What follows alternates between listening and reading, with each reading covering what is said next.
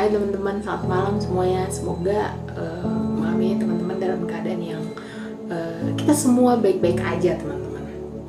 Teman-teman, aku mau bawa lagi firman Tuhan yang udah dibawain Pastor Joanna minggu lalu yang berjudul tentang Seeing Things Differently. Masih sesuai dengan, masih sama dengan tema kita, yaitu kerajaan surga teman-teman.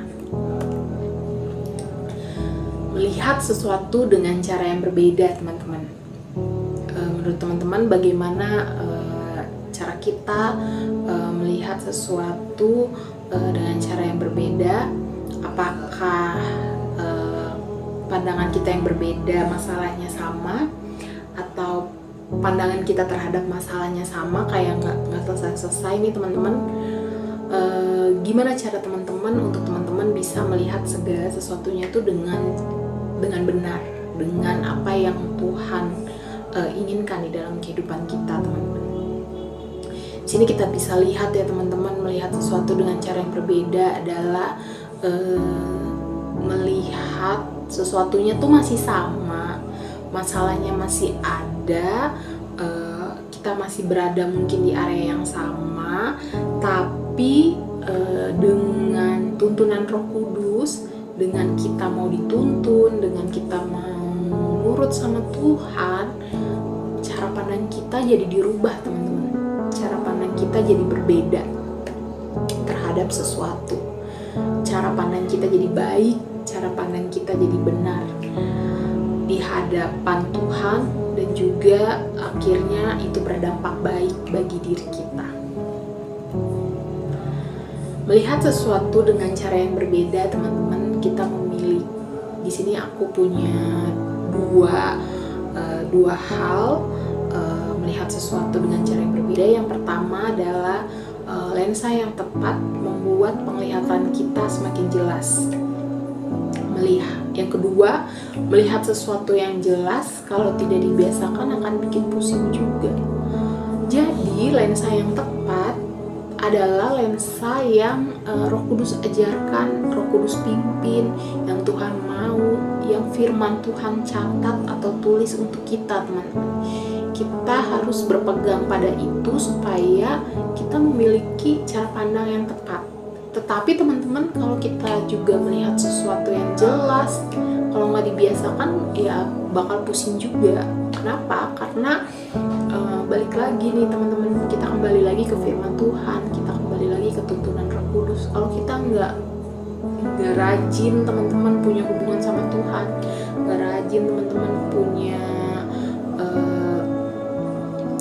waktu untuk baca firman Tuhan, ya tuntunan Roh Kudus itu juga bakal bikin kita pusing teman-teman, karena kitanya udah lihat nih semuanya dengan jelas, tapi kalau nggak dibiasakan ya kita bakalan pusing juga. Aku mau ajak teman-teman untuk kita bisa lihat di firman Tuhan di Alkitab di Yohanes 11 ayat 1 sampai 44. Nanti teman-teman bisa baca kisah seorang Lazarus teman-teman. Di sini dia adalah sahabatnya Yesus. Dia meninggal dunia. Bagaimana Maria dan Marta dan mungkin Lazarus pada saat sakit berharap ada Tuhan di tengah-tengah mereka, ada Yesus di tengah-tengah mereka, sehingga Lazarus tidak mengalami kematian teman-teman. Tapi tujuan Tuhan ternyata berbeda dengan tujuan Maria dan Marta. Bagaimana ketika hari keempat setelah Lazarus meninggal, Tuhan Yesus datang, tetapi itu tadi teman-teman, mungkin Maria dan Marta melihat cuma sampai pada kesembuhan, tapi Tuhan Yesus melihat bukan cuma kesembuhan yang dia lihat, tapi juga ada kebangkitan di situ teman-teman. Nah teman-teman, sama seperti apa yang Pastor Joanna bilang minggu lalu, kita memiliki 3 lensa di dalam kehidupan kita teman-teman. Salah satunya teman-teman, yang pertama adalah panic to purpose. Bagaimana kita belajar dari kepanikan Maria dan Marta teman-teman, dan juga bagaimana respon Yesus Ketika Lazarus meninggal, bagaimana Maria dan Marta panik, tapi respon Tuhan Yesus itu berbeda. Kita mau buka di Yohanes 11 ayat 4. Ketika Yesus mendengar kabar itu, ia berkata, penyakit itu tidak akan membawa kematian, tetapi akan menyatakan kemuliaan Allah, sebab oleh penyakit itu anak Allah akan dimuliakan. Di sini kita bisa lihat menyatakan kemuliaan Allah. Ada tujuan Tuhan teman-teman atas apa yang mungkin teman-teman khawatirkan, atas apa yang kita khawatirkan, atas apa yang kita takutkan, teman-teman.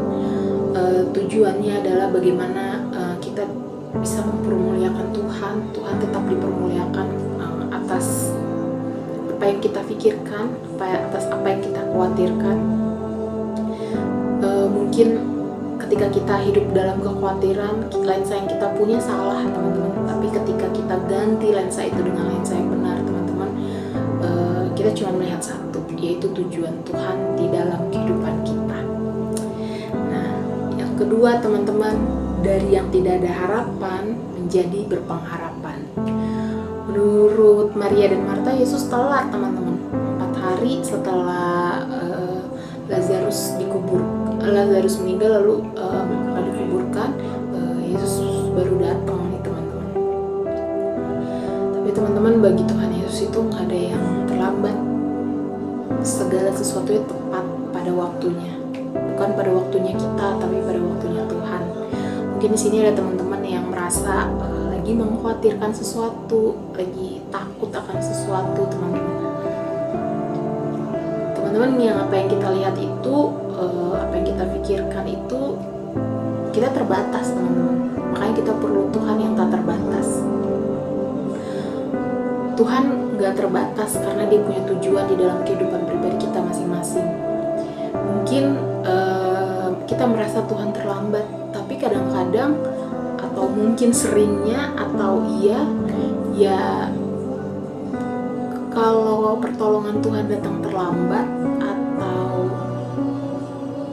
apa yang Tuhan kasih ke kita itu terlambat, Tuhan punya tujuan, teman-teman, di dalam kehidupan kita. Bagaimana supaya tujuan Tuhan terjadi atas kehidupan kita, ya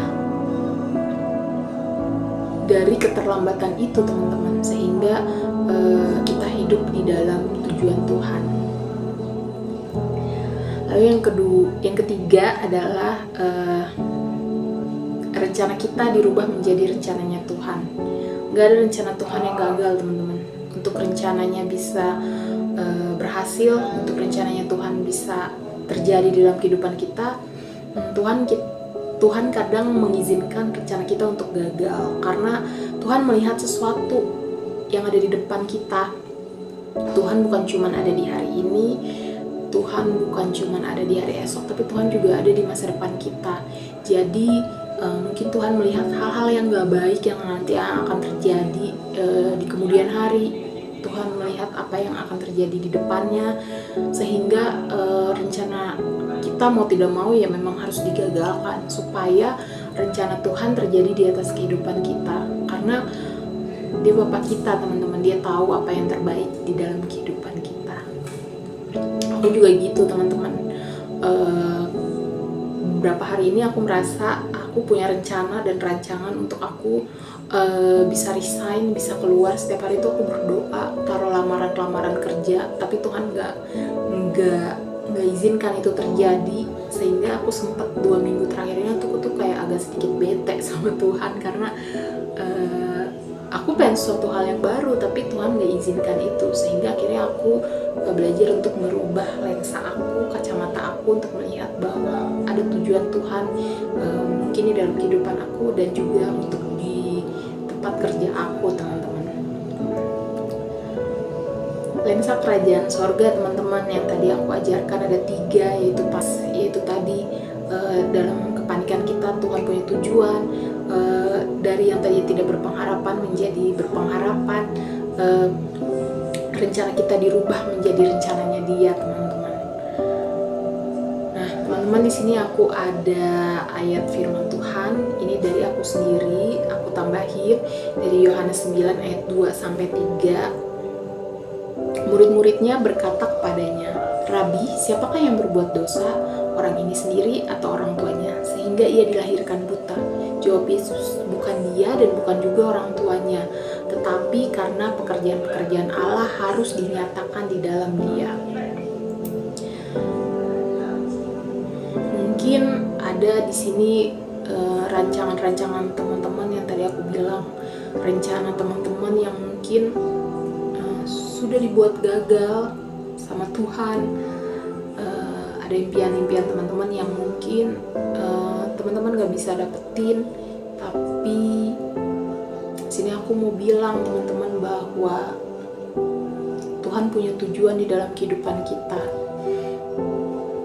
bahwa apa yang kita pikirkan itu sangat jauh dari apa yang dipikirkan Tuhan.